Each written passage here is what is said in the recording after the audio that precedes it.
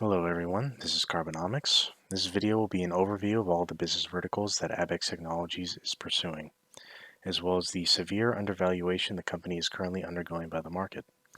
Some of that justified, some of it certainly not, in my opinion. If you watch this video all the way through, I will explain what I mean. So Abaxx is developing its business through three different dimensions.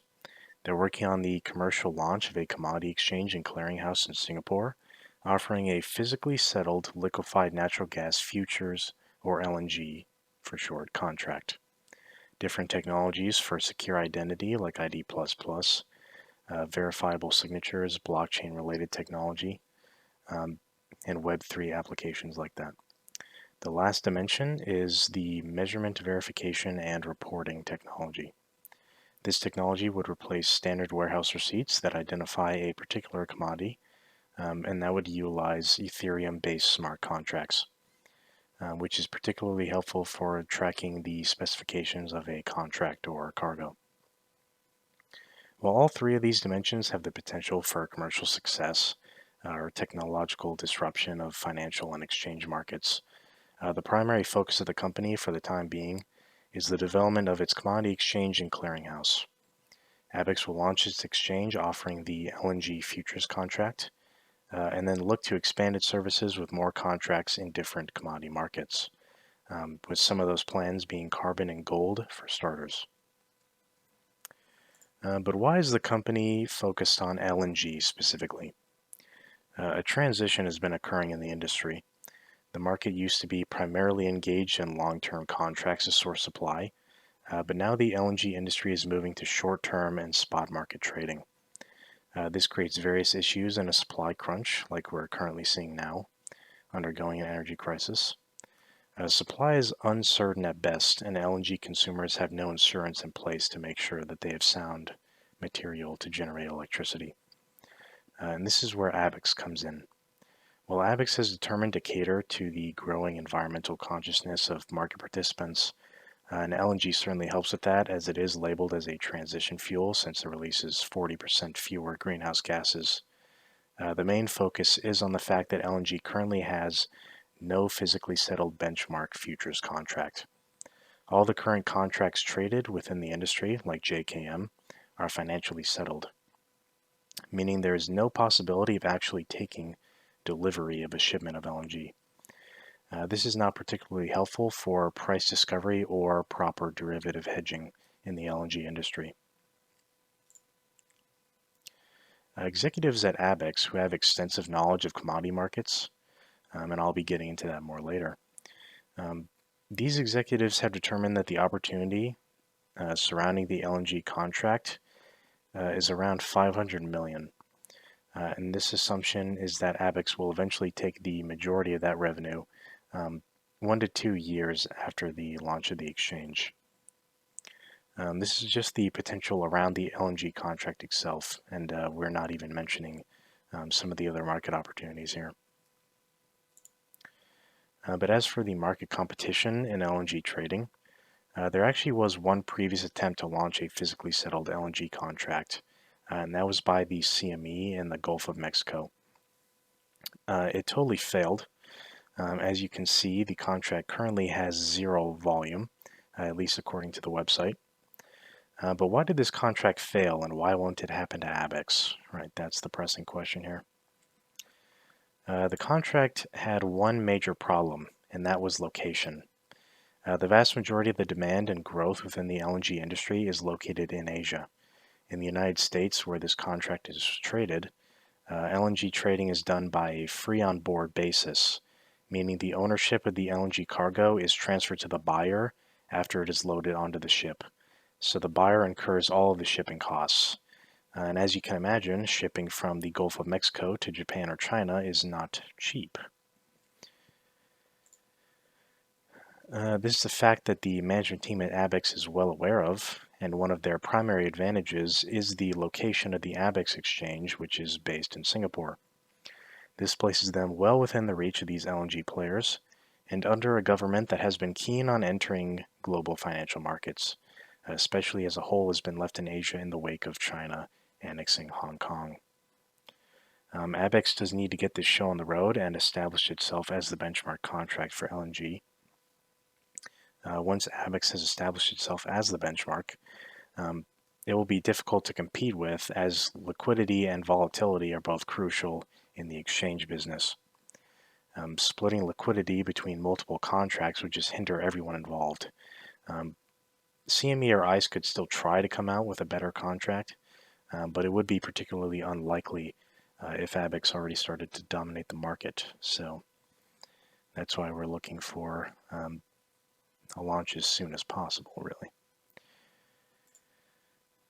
It is worth noting that as far as I'm aware, ABXX still owns 91% of their exchange, and Singapore owns 9% respectively.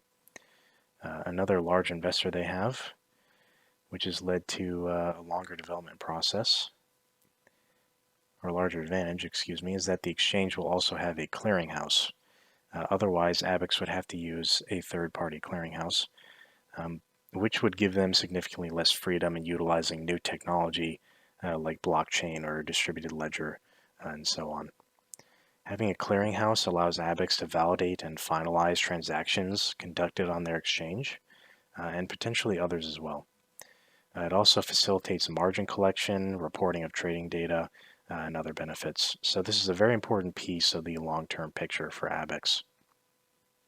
With the development of a full-stack exchange, meaning an exchange with a clearinghouse and ownership of its technology, ABXX has already defined a moat, considering there's only 4 exchanges like this in Singapore, so it is quite rare to see. Keep in mind that ABXX also will need 10 million in liquidity as a cash buffer for their clearinghouse. So yeah, that's something to look out for as well.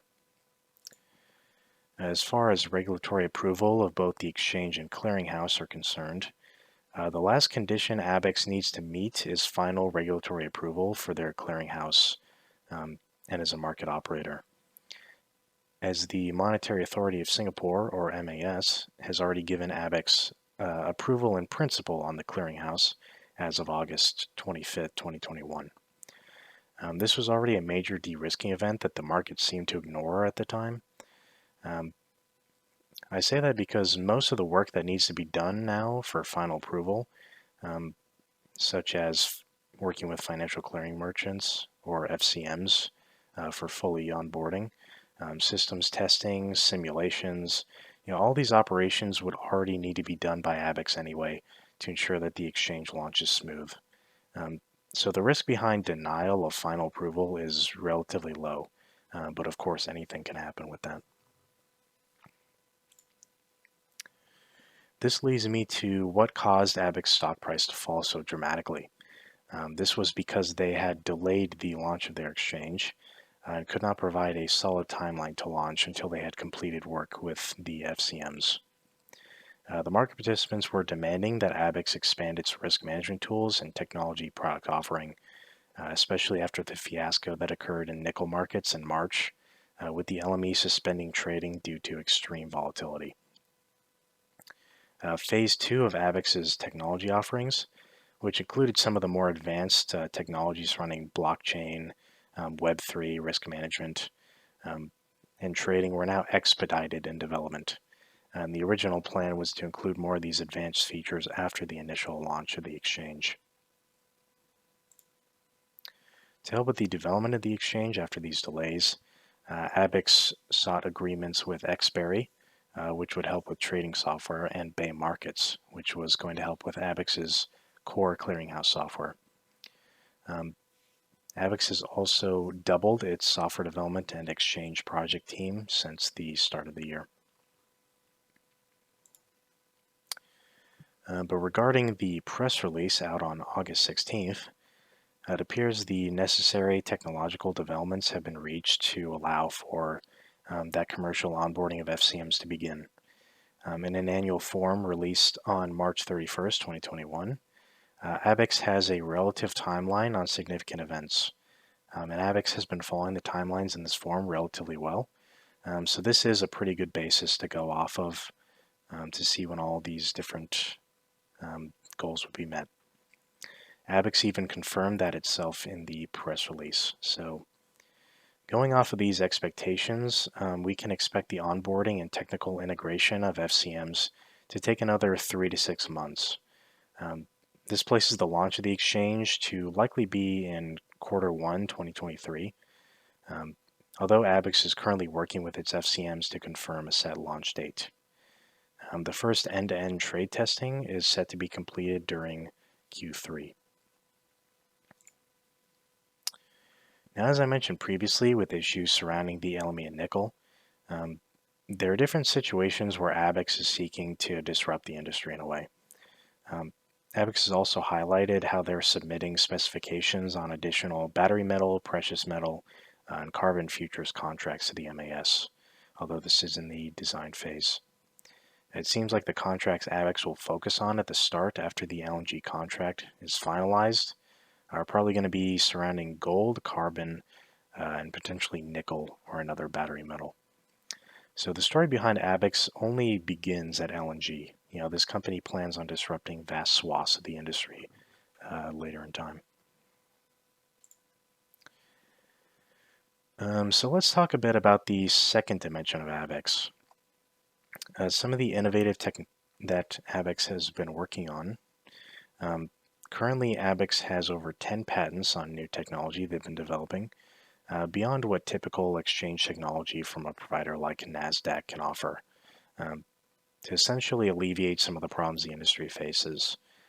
For example, there's potential for ABXX to use some more advanced technology, um, utilizing blockchain, Web3, etc., to clear trades significantly faster. Real-time trading as opposed to the standard finance industry's batch processing.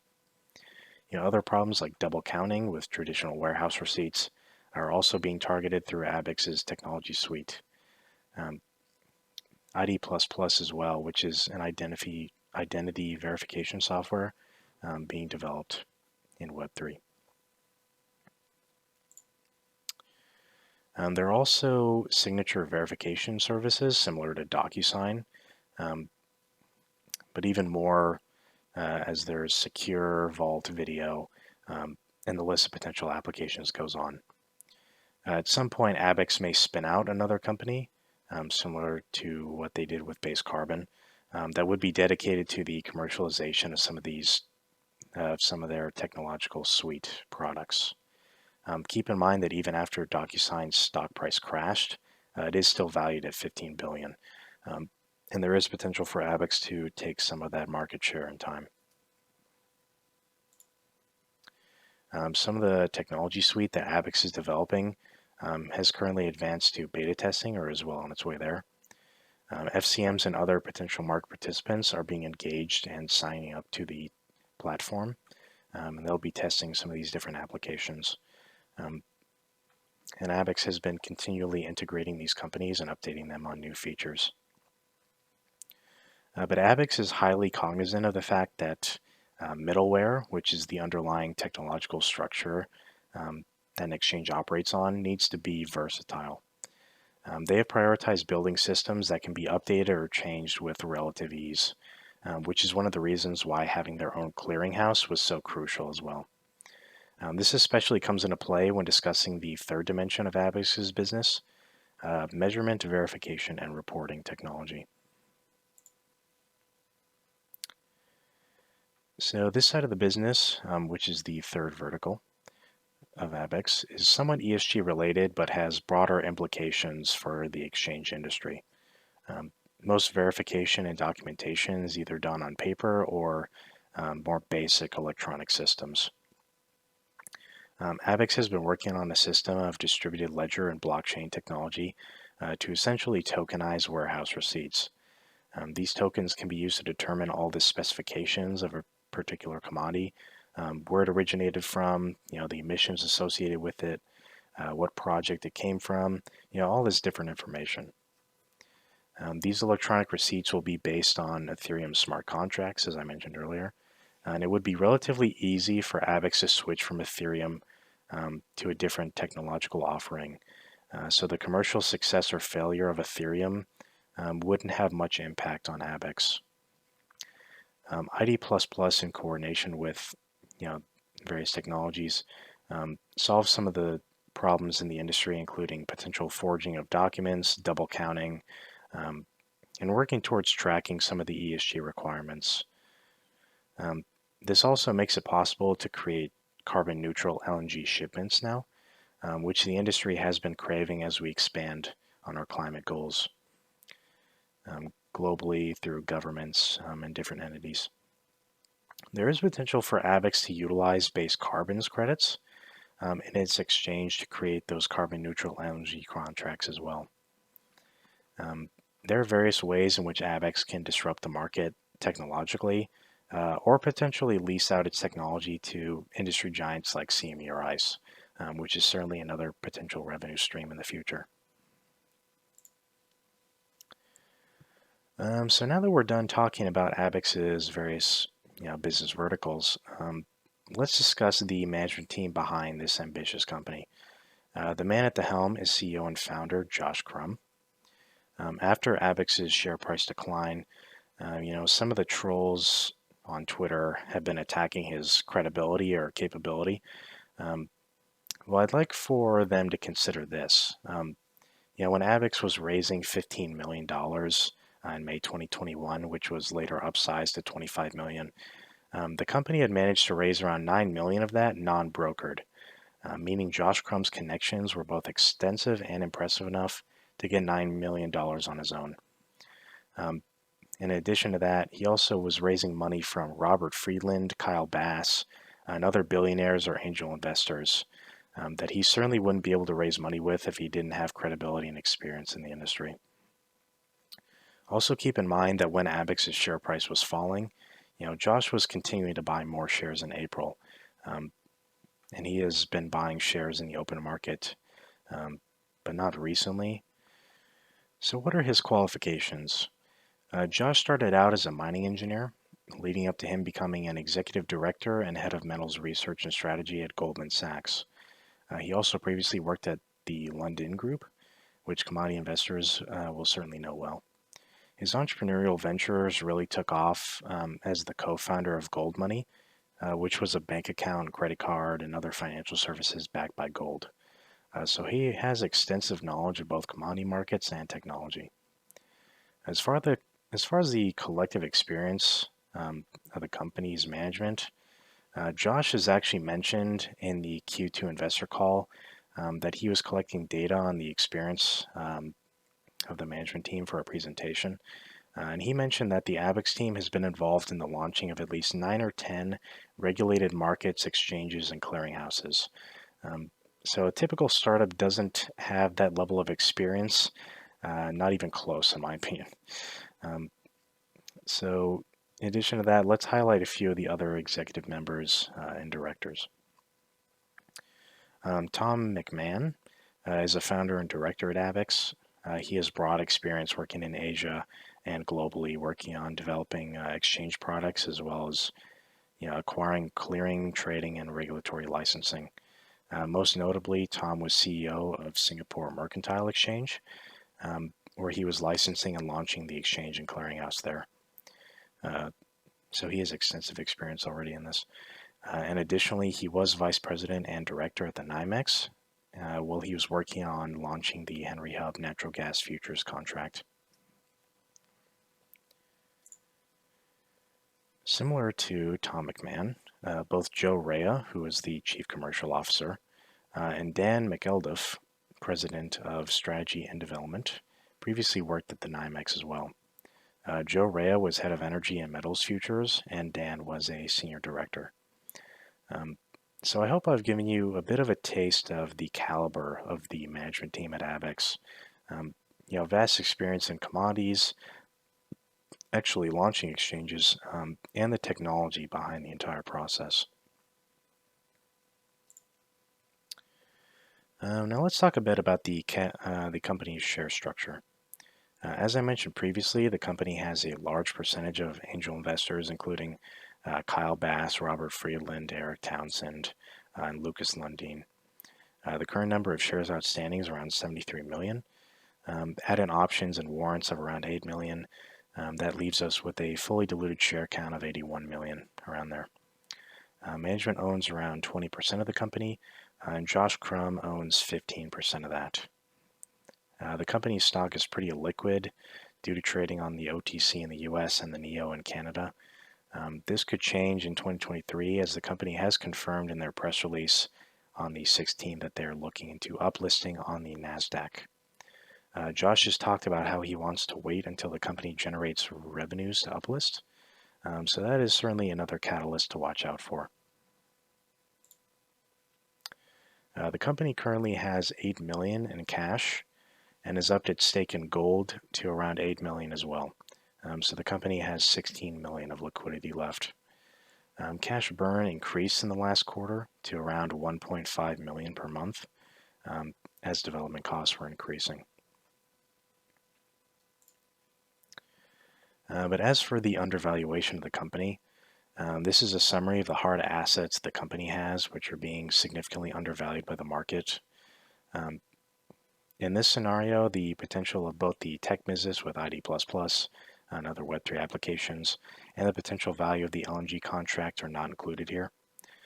So we have a good idea of what the exchange will be worth due to some of the market comparables, particularly the sale of the Singapore Mercantile Exchange to ICE for $150 million in 2013. Adjusting for inflation, that is around $200 million now. So the value of the exchange, tech, and clearinghouse are nearly worth double the current market cap on its own. The 15% stake ABXX holds in Base Carbon is worth around $10 million. Thanks to analysis by Whitehole Capital on Twitter. I'll link his profile in the description, as well as some of the work that James Duade has done, which is where I'm pulling some of this information from.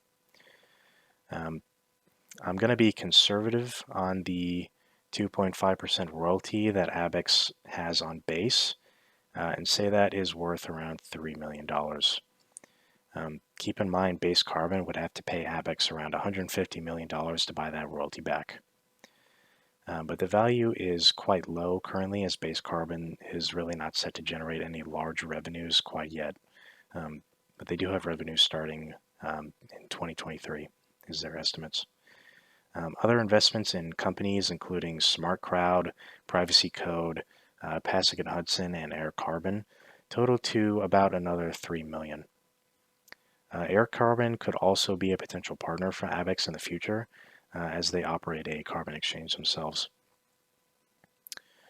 As a part of ABXX's RTO, their merger with New Millennium Iron gave ABXX a mineral property known as Kaymagnutac, which is quite an expansive iron range property in Quebec. Given the depressed iron price trading around $100 currently, I'm going to give the area a conservative $20 million valuation, which could end up being quite low depending on how the iron price trades and what kind of deals ABXX can make around that. ABXX has also received the remaining port access and an existing royalty on the Sept Illis port in that region, which I'm estimating conservatively at around $10 million and $4 million in value, respectively. The shareholder equity in the latest quarter was $19 million, and as mentioned previously, ABXX's remaining liquidity is around $16 million. In total, this is around $284 million. The current market cap of the company is $112 million. So the stock has to more than double just to reach the value of the company's hard assets. And like I've mentioned previously, this is not including any potential upside in the company's core business. This is just based off of the hard assets the company owns.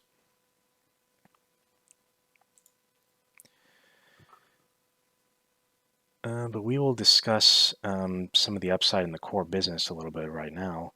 The exchange business is quite lucrative. Expenses are, significantly lower in this industry than most others. And it's certainly not out of the ordinary to see 40 to 50% profit margins. Maybe a little less, but they also have valuations and multiples that tend to trade at a premium to the overall market. So if we do some back of the napkin math here, given time to ramp up volume on their LNG contract, Assuming that Abaxx's contract becomes the benchmark for LNG, after 1 or 2 years, Abaxx could likely have, half of their expected TAM of 500 million.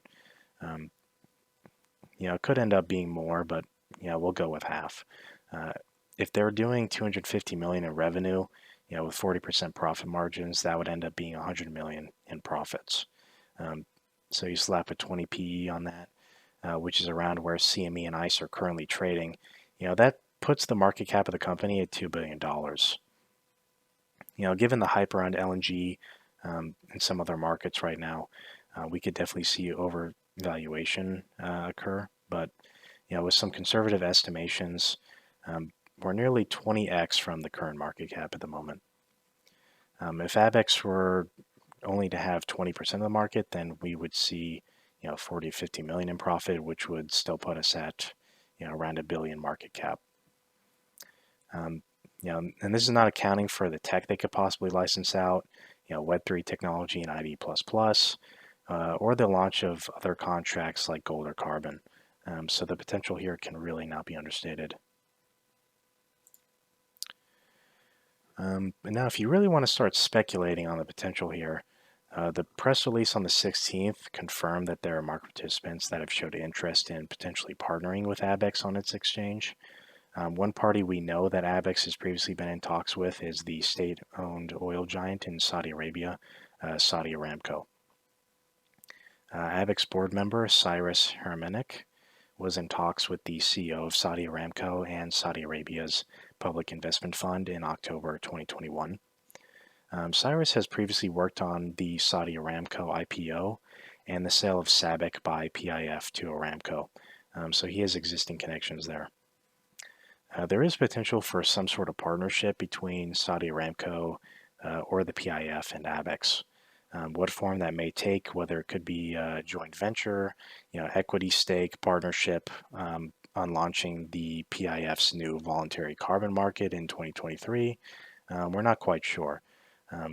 But as I previously mentioned, this is all speculation at this point and potential upside beyond what we already see. But maybe that'll be mentioned in the next investor call that has been confirmed for the 25th of August. We'll see how that goes. But yeah, that is the end of the video. If you liked it, please remember to like, comment, and subscribe for the YouTube algorithm. And I will talk to you in the next video on Sunday. Thanks for watching.